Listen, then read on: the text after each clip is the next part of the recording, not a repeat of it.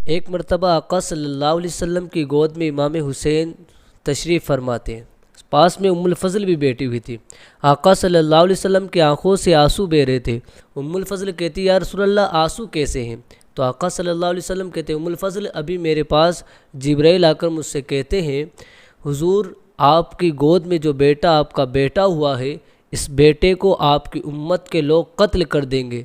آقا صلی اللہ علیہ وسلم کہتے ہیں اور مجھے وہاں کی مٹی بھی لا کر دیے جہاں میرا بیٹا حسین قتل کیا جائے گا، جہاں میرا بیٹا حسین کو میری امت کے لوگ قتل کریں گے۔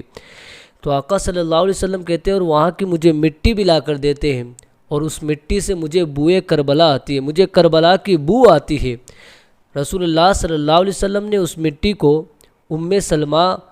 رضی اللہ عنہا کو دیتے ہیں اور کہتے ہیں ام سلمہ یہ مٹی لو،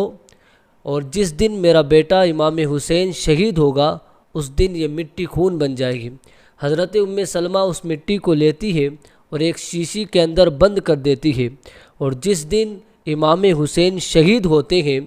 اس دن وہ مٹی خون بن جاتی ہے۔ اللہ اکبر۔ حضرت امیر معاویہ رضی اللہ عنہ کے وصال کے بعد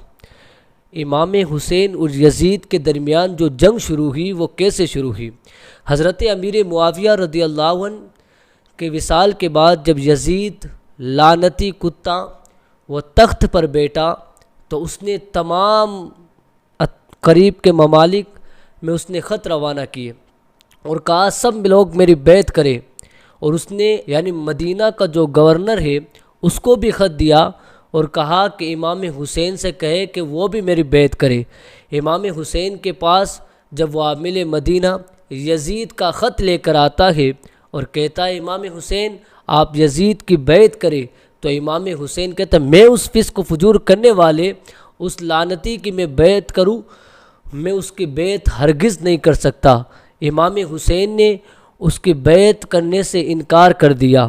جب امام حسین اس کی بیعت کرنے سے انکار کر دیتے ہیں، منع کر دیتے ہیں، پھر اس کے بعد جب یہ بات یزید کو پتہ چلتی ہے تو وہ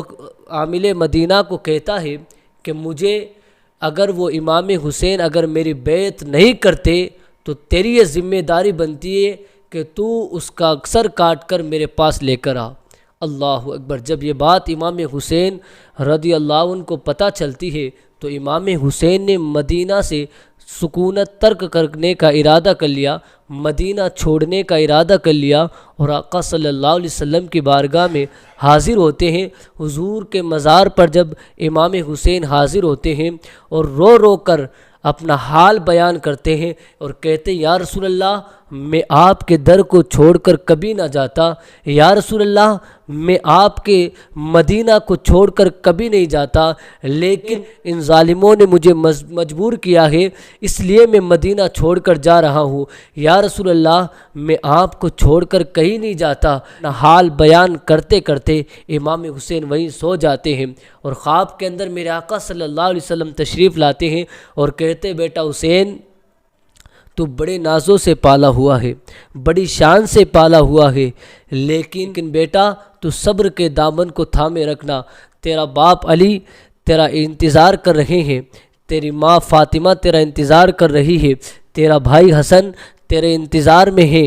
اور بیٹا تو صبر اور شکر کے دامن کو تھامے رکھنا اور جام شہادت پی کر میرے پاس آ جا۔ امام حسین جب خواب سے بیدار ہوتے ہیں، بیدار ہونے کے بعد پھر اپنے اہل بیت کی طرف آتے ہیں اور انہیں مدینہ سے روانہ ہونے کے لیے اور مکہ شریف جانے کے لیے انہیں کہتے ہیں، اور کہتے ہیں کہ آپ سب لوگ صبر اور شکر کے دامن کو تھامیں، اور آقا صلی اللہ علیہ وسلم کا خواب انہیں سناتے ہیں اور کہتے ہیں کہ آپ سب صبر اور شکر کے دامن کو تھامے رکھیے۔ پھر اس کے بعد امام حسین اپنی والدہ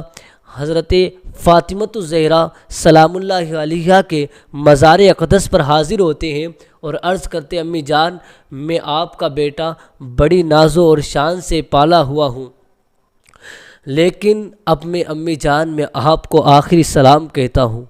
امی جان میں آپ کو آخری سلام کہتا ہوں، میں جا رہا ہوں، میں آپ کو چھوڑ کر کبھی نہیں جاتا، لیکن انہوں نے مجھے مجبور کیا ہے، مجھے انہوں نے پریشان کر کے رکھ دیا ہے، امی جان میں اس کی بیعت نہیں کر سکتا، امی جان میں مدینہ چھوڑ کر جا رہا ہوں اور یہ آپ کا بیٹا آپ کو آخری سلام پیش کرتا ہے۔ قبر سے آواز آتی ہے، وعلیکم السلام اے مظلوم، اے بیٹا صبر شکر کے دامن کو تھامے رکھنا، لوگ تجھ پر ظلم کریں گے لیکن بیٹا تو صبر اور شکر کے دامن کو تھامے رکھنا۔ پھر اس کے بعد امام حسن کی بارگاہ میں حاضر ہوتے ہیں،